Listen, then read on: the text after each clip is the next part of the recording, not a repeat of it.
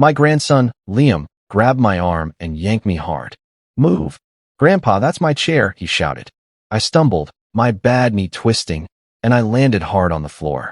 The smell of the roast chicken I had just served them was still in the air. I looked up, shocked. My 10-year-old grandson was already plopping down into my recliner, grabbing the TV remote. I looked over at my daughter, Chloe. She was glued to her phone, a small smile on her face as she scrolled. Her husband, Tom, just smirked from the sofa. Kids these days are strong, huh? He said, not even trying to help me up. I am 68 years old, a retired school principal, and I was on the floor in my own living room while my family watched. I pulled myself up using the coffee table. My knee was already throbbing, but the pain in my knee was nothing compared to the sharp, cold feeling in my chest. They just watched. They did nothing. This was supposed to be a quiet Sunday. I didn't realize then that this single, awful moment of disrespect would change the way I saw my entire family forever. As I lay there, my knee throbbing, Chloe laughed. It wasn't a nervous laugh, like she was embarrassed. It was a real, full laugh.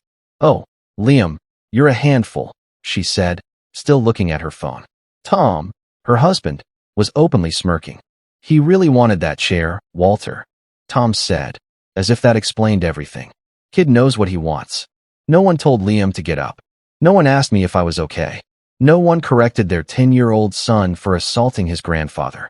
I slowly got to my feet, brushing the dust from my pants. My face felt hot with shame. They were treating this like a funny video for the internet. I was just the clumsy old man in the video. I stood there, invisible. My own daughter and her husband saw their son physically pull me to the floor, and they laughed. They laughed. That sound, that easy, cruel laughter, echoed in my ears. I pretended my pride wasn't broken into a million pieces. And as their laughter filled my living room, something inside me quietly and finally snapped. I didn't yell or scream. As a principal, I learned that the loudest person is usually the weakest. I just turned and walked to my bedroom, closing the door quietly. I could still hear them through the thin wood. I heard Liam say, "Grandpa fell down." And then I heard Tom's booming laugh. He had a total meltdown, buddy. Tom said. They were mocking me. My own family. My hands were shaking, but not from weakness. It was a new kind of energy. I sat on my bed for 10 minutes, just breathing. Then I stood up. I went back to the kitchen and took out 3 plastic containers. I carefully packed all the leftover roast chicken, the potatoes, and the green beans. I set the containers on the table. Chloe and Tom finally looked up, surprised to see me. Take these home, I said. My voice was calm, almost too calm. You won't need to come back next week. Chloe rolled her eyes. Dad, don't be so dramatic. They thought I was bluffing. They thought I was just a grumpy old man having a tantrum. They had no idea what was coming. 3 days passed. I waited by the phone. I kept checking my text messages. Nothing. Not a single call. No text. No apology. My daughter, Chloe, had always been strong-willed, but she was never cruel. I taught her kindness. I taught her empathy. But that was before Tom. Tom, with his easy smile and his belief that rules are for other people, had slowly chipped away at the daughter I knew. He had turned her into someone who valued comfort over character. On the 4th day, I couldn't wait anymore. I called her. She picked up on the 3rd ring, sounding annoyed. Hi, Dad, I'm busy. I kept my voice even. I was waiting for you to call, Chloe. About Sunday. She sighed, a long, frustrated sound. Dad, seriously? You're still on that? You're overreacting. Liam is just a kid. That's what kids do. You can't be so sensitive. I felt my hand shake as I held the phone. He dragged me to the floor, Chloe. And you're fine, aren't you? It's not a big deal. Just let it go. I hung up. I didn't say goodbye. The heartbreak was a physical pain, but it was hardening into something else. It was turning into resolve. A few days later, my neighbor, Nora, knocked on my door. She was holding a foil-covered pie.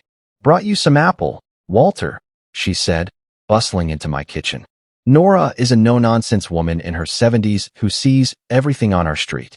I was trimming my rose bushes on Sunday, she said, setting the pie down. I saw what happened on your porch. That grandson of yours. He needs to learn some manners. I just nodded, not wanting to talk about it. But she continued. And your daughter just sat there. I saw it all. Disgraceful. Her words, meant to be kind, felt like salt in a wound. But she was right. It was disgraceful. I had spent 40 years as a school principal. I dealt with bullies, with disrespectful kids, with lazy parents. I built my entire career on teaching discipline and respect. And yet, I had failed in my own family. That realization that I had failed hurt more than the fading bruise on my knee. That night, I sat in my quiet house and looked at the pie I hadn't touched. I decided it was time to become a teacher again, just not in the way they expected. That night, I couldn't sleep. I went to my desk and opened an old, dusty photo album. There was Chloe on her first day of school, missing her 2 front teeth. There she was at her high school graduation, holding her diploma. There she was on her wedding day, smiling at Tom. I stared at that wedding photo for a long time. How had I raised someone who would just sit by and watch her husband and son humiliate her father? I turned the page and found a photo I'd almost forgotten. Chloe at 8 years old, standing proudly next to her volcano for the science fair. She had won first place. I remembered the pride I felt that day. She was so smart, so determined. I remembered telling her, "You can do anything you set your mind to, sweetheart." I closed the album. The man who raised that bright little girl was still here. The principal who believed in rules and consequences was still here. I realized it was time to teach again. But this time, the lesson wouldn't be about kindness and encouragement. It would be about consequence. True revenge isn't about shouting or breaking things. I learned that dealing with difficult students, the best way to get control is to be quiet and methodical. It's about leverage. My plan began to form that night. I turned on my computer and opened a new document. I started documenting everything. I wrote down the date and time of the incident. I wrote down what Liam said. I wrote down Tom's exact words. "Kids these days are strong, huh?"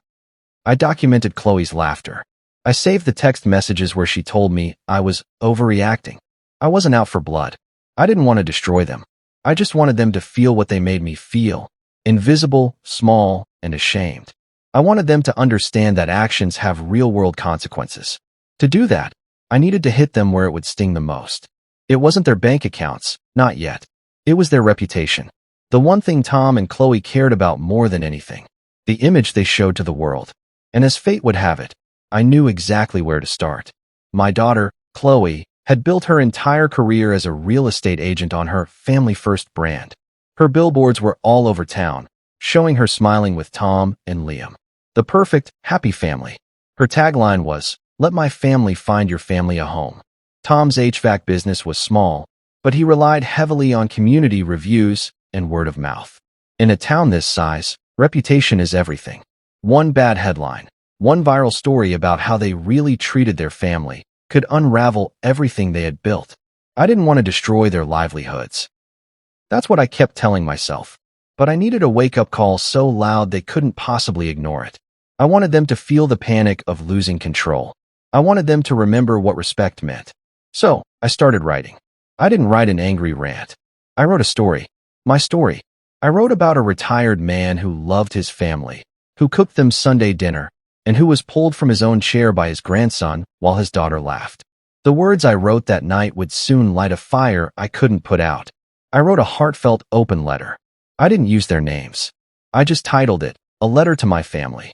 I wrote about the incident in simple, honest terms. I didn't accuse, I just described. I described how it felt to be on the floor. I described the sound of their laughter. I wrote about the silence that followed, the apology that never came. I ended the letter with a simple line, "Respect starts at home. If we lose that, we lose everything." I am heartbroken. I printed a copy and mailed it to their house. I also sent it to Chloe's email. I gave them one last chance to make it right. I waited 2 days. Nothing. No call. No response. They had received the letter. I knew Chloe checked her email hourly. They read my heartbreak, and they chose to ignore it. That was their final mistake. Their silence was my green light. I decided that if my own family wouldn't read my words, the world deserved to read them instead. I created a new, anonymous email address and a blank Facebook profile. I called myself Concerned Grandfather. I found our town's biggest community Facebook page, the one where people post about lost dogs and complain about new stop signs. I took a picture of my handwritten letter, thinking it felt more personal, and posted it. I titled the post, "When Your Own Family Teaches You Humiliation." Within an hour, it had 50 comments. By the next morning, it had over 1,000. Hundreds of comments poured in. People sharing their own stories of disrespect, people outraged at the family I described. Who is this real estate mom? One person asked. I'd never hire an HVAC dad who lets his kid act like that, wrote another. The post was on fire. And then, the ultimate irony. My daughter, Chloe, commented on it herself from her public profile. She wrote, "This sounds like a pathetic old man who probably deserved it. Kids are just kids. Stop complaining and get a life." She had no idea she was calling her own father pathetic. She had just confirmed everything I wrote. It didn't take long for the internet detectives to get to work. That handwritten letter was my mistake, but also my greatest weapon. Someone in the group remembered an old charity post from 2 years ago, a thank you note from the library that I had written and they had photographed for their newsletter. They put the two pictures side by side. The handwriting was a perfect match. Wait a minute, someone commented. That's Walter Hayes' handwriting. The retired principal. Isn't his daughter Chloe, the real estate agent? People started tagging her business page. Hey Chloe, is this you? One comment said, with the screenshots attached. Is this how your family-first brand treats your own father? By the end of the day, her business page was flooded with angry comments and one-star reviews. Her office phone was ringing off the hook with people canceling appointments. She called me that night, and she wasn't laughing. She was crying. But I knew she didn't cry for me. She cried for her image. Dad, how could you do this to me? She sobbed into the phone. You've ruined everything. I didn't do anything, Chloe, I said calmly. I just told the truth. You, Tom, and Liam did the rest. You have to take it down. Please. My boss is furious. People are canceling listings. Her voice was high-pitched with panic. She wasn't sorry for what she did. She was sorry she got caught. I will take it down, I said. On one condition. What? Anything. You, Tom, and Liam come over to my house. You apologize to me, face to face. And you mean it. There was a long silence on the other end of the line. I could hear her breathing, probably weighing her pride against her career. I have to talk to Tom, she stammered, and then she hung up. She hung up. Even facing total ruin, she couldn't bring herself to offer a simple, genuine apology. For the first time in years, I felt like I was the one in control. I held the power, and they knew it. The next morning, a text popped up on my phone from an unknown number. I opened it. Grandpa, Mom says you hate me and you're trying to make us poor. It was from Liam.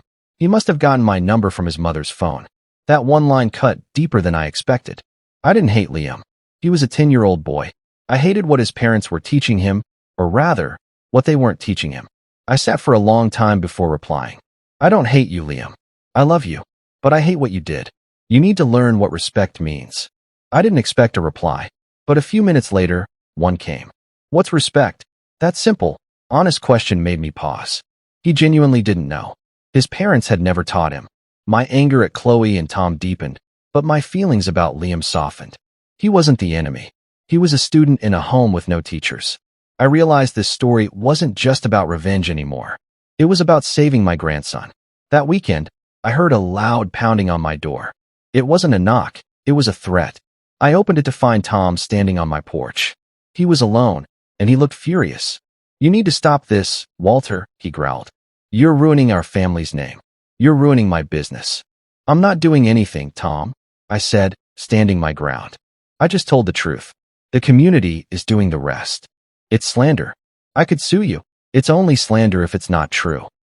Did Liam pull me from the chair, or not? Did you laugh, or not? His face turned a dark red.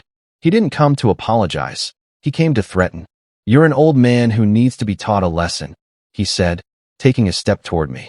I didn't flinch. Then fix it, Tom. Apologize. He stared at me, his jaw working. Finally, he spat on my walkway. You're just a bitter old man who needs a home. He stormed off, muttering about me being senile. That's when I decided to escalate. I wasn't going to fight him with fists. I would fight him with truth. Tom's threat about putting me in a home solidified my resolve. This wasn't just about disrespect anymore. It was about intimidation. I remembered a local columnist for the Ohio Valley Gazette, a woman named Sharon Vale, who wrote about family and ethics. I found her email and sent her the same letter I had posted on Facebook, along with a brief, anonymous note explaining the situation. She reached out within an hour. She said she wanted to run it, anonymously, as a lesson about modern family values and elder respect. I agreed. When the column went live that Wednesday, it became the paper's most read story of the month. It was no longer just a town Facebook group. It was a serious topic of discussion. My daughter's real estate clients weren't just angry, they were backing away. I heard from Nora that Chloe lost the Big Miller account, a major listing she had been working on for months. The Millers said they couldn't work with someone who didn't respect their own family. The consequences were becoming real. The fallout hit Tom next. His business's online review pages were suddenly filled with one-star ratings. Rude and disrespectful to elders, one review said. If this is how he treats his own family, how will he treat his customers? Wrote another. Tom called me, screaming this time. You're writing fake reviews. I'll have you arrested. I haven't written a single word, Tom, I said, and it was the truth. I didn't need to. The story had taken on a life of its own. People were doing it themselves. The story resonated with too many people who felt disrespected by the younger generation. Suddenly, being kind to elders became a trend in our town. Teenagers started offering to help elderly neighbors. The local diner started a Seniors Eat Free on Mondays promotion. My letter hadn't just exposed my family. It had started a community conversation. I was just the anonymous, concerned grandfather who had lit the match. Tom and Chloe were the ones who provided all the fuel. As their world crumbled, mine began to change. Neighbors who used to just give a polite wave now stopped by to chat. Young people from the high school, kids I didn't even know, offered to help mow my lawn or carry my groceries. One of them, a boy with purple hair and a skateboard, even said, "You're kind of a local legend now, sir. My mom read your letter to us at dinner." The irony wasn't lost on me. It took being publicly humiliated by my own family to finally earn this new wave of respect. The columnist, Sharon, reached out again. She asked if Concerned Grandfather would be willing to write more. I agreed. I started writing small, weekly columns for the paper under the alias Old School Values. I wrote about manners, about listening, about the difference between price and value. The legend grew. But while the town was embracing me, I knew my family was falling apart behind closed doors. I didn't have to look for news. It found me. Nora, my neighbor, heard them fighting one night. The windows were open. I heard Chloe yelling. Nora told me, shaking her head. She was blaming Tom, saying his attitude was what started all this. I also heard from a friend at the grocery store that Tom was blaming me for everything, calling me a vindictive old fool. Their perfect social media family image was gone. They had deleted their accounts. They were trapped in a house of their own making, pointing fingers at each other. And the best part? Liam was watching. He was seeing his parents, who he thought were all-powerful, crumble under public pressure. He was seeing their disrespect have actual, tangible consequences. He was seeing his father's anger and his mother's panic. And once a child starts asking questions, the truth always finds a way to find daylight. They could no longer hide their ugly behavior from their own son. One Saturday morning, my doorbell rang. I wasn't expecting anyone. I opened the door to find Chloe and Liam standing on the porch. There was no sign of Tom. Chloe was holding a store-bought apple pie. Her eyes were red and puffy. She wasn't the confident, dismissive woman from the phone. She looked broken. "Dad," she said, her voice small. "We messed up. I messed up. I'm so sorry." Liam, who was hiding behind her leg, mumbled, "Sorry, Grandpa." It wasn't dramatic. There were no flashing lights. It was just quiet, and, for the first time, it sounded sincere. I looked at my daughter, the one I hadn't seen in weeks. I nodded slowly. "I hear you, Chloe." I accepted the pie, but I didn't invite them in. Not yet. I needed to make sure their apology meant something. I needed to know this wasn't just another performance to get their old lives back. I needed to see action, not just words. "I forgive you, Chloe," I said, standing at the doorway. But forgiveness doesn't mean forgetting. And it doesn't mean things go back to the way they were. She nodded, tears rolling down her cheeks. "I know. What can I do?" I looked at Liam, who was staring at his shoes. "The problem isn't just you. It's him," I said, pointing at my grandson. "He needs to understand what he did." "I'll ground him," Chloe said quickly. "I'll take his tablet away." "No," I said. "Punishment doesn't teach. It just angers. He needs lessons. Real lessons." I looked at Liam. "I'll mentor him. After school. Twice a week. He comes here. No phones, no disrespect. He helps me in the yard, and we talk. Chloe looked relieved, desperate to fix things. Yes, okay. Thank you, Dad. She agreed immediately. I didn't tell her that this was part of my plan all along. My letter had started the lesson. Now, I was going to finish it. The real lesson was only just beginning. The following Monday, Liam showed up at my door, dropped off by Chloe. He had an attitude. He slumped into my living room and threw his backpack on the floor. Mom said this is dumb, he muttered. I didn't argue. I just went to the closet and got a broom. Start by sweeping the porch, I said. That's stupid. Why? Because you're here to learn respect, and respect starts with doing things for others, even when you don't want to. He rolled his eyes, snatched the broom, and went outside. He did a terrible job, but he did it. When he finished, I had him help me weed the garden. He complained about the dirt. By the end of the afternoon, he was sitting on the porch steps, watching me fix a loose hinge on my screen door. How'd you learn to do that? He asked. His voice was quiet, the attitude gone, replaced by curiosity. My father taught me, I said, when I was about your age. He watched me for another minute. Can you teach me how to fix things? I smiled. That's a start. Each week, Liam came back. The attitude faded. He still complained, but it was the normal complaint of a 10-year-old doing chores, not the toxic disrespect his father had taught him. We worked in the garage. I taught him how to change the oil in my lawnmower. I showed him how to use a hammer properly. While we worked, I told him stories from my teaching days. I told him about kids who came from nothing and built amazing lives. I told him about bullies I had faced and how I handled them not with anger, but with smarts. He listened. He was a smart kid, just misguided. One day, after we had successfully patched a tire on his bicycle, he said, "You're actually pretty cool, Grandpa. You know a lot of stuff." It was the first genuine moment of connection we'd had in years. I knew then that the cycle could finally break. He was learning that value came from what you could do, not what you could demand. My daughter called me one evening, about 2 months into Liam's lessons. Her voice was quiet. "Dad, I just wanted to say thank you," she said. "He's changed. He's different. He cleaned his room without being asked. He's polite to Tom. He's like a different kid." "No," I said, looking out my window at the yard Liam had helped me rake. "We changed. We remembered what family is supposed to be." Chloe cried again, but this time it wasn't the sound of panic or guilt. It was the sound of gratitude. I finally felt a sense of peace. The war was over. The lesson was learned.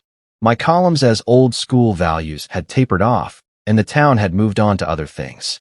My family was slowly, quietly, putting itself back together. But I still had one final test for them. One last thing I needed to see before I could truly close this chapter and let them back into my heart completely. Months later, Chloe invited me to their house for Sunday dinner. I hesitated, but she said, "Please, Dad. Liam is cooking." That got me. I arrived at 5 o'clock. As I walked to the dining room, I saw the recliner, my old chair, sitting in the corner. I started to walk toward it, and Liam rushed ahead of me. "Wait, Grandpa," he said. I braced myself, but instead of demanding it, he rushed to the head of the dining table and pulled out the chair for me. "You sit here," he said, beaming. "It's the best seat." Chloe and Tom were watching from the kitchen doorway. Everyone laughed, but this time it was a warm, kind laugh. As we sat down, Tom raised a glass of iced tea. "I'd like to make a toast," he said, looking right at me. His eyes were clear. "To respect, and to second chances." I clinked my glass against his. I knew, in that moment, that the lesson had stuck deeper than any punishment. As I sat back in that chair, my chair, I looked at my family. They were not perfect. Tom was still loud, and Chloe was still glued to her phone, but something was different. The foundation was different. I realized that my revenge, my angry letter, hadn't destroyed us. It had forced us to stop and rebuild. Sometimes, you don't fight family with anger. You fight them with truth, and you force them to see it. My story had gone full circle. Liam now comes over every weekend. He helps me in the yard, not because he's forced to, but because he wants to. He calls me his hero, which is ridiculous, but it makes my old heart feel full. I am no longer invisible. I am no longer the butt of the joke. I finally felt something I hadn't felt in a very long time. I felt heard, and I learned that sometimes the sweetest and most complete revenge is earning back the respect they swore you had lost.